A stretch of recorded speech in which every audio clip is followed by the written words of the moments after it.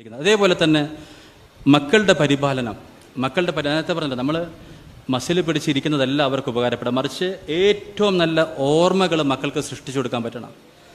നമ്മളെപ്പറ്റി, ഉമ്മമാരെ പറ്റി, ഉപ്പമാരെ പറ്റി ആലോചിക്കുമ്പം മക്കളുടെ മനസ്സിലേക്ക് നല്ല ഓർമ്മ വരണം, സ്നേഹത്തിൻ്റെ ഓർമ്മകൾ.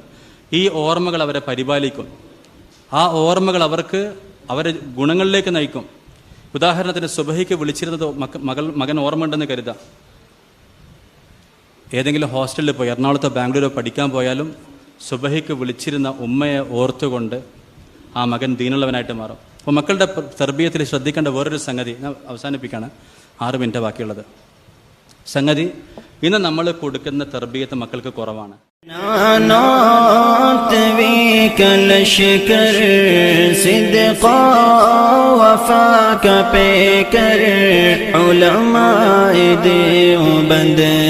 علماء دے و بندے حق گو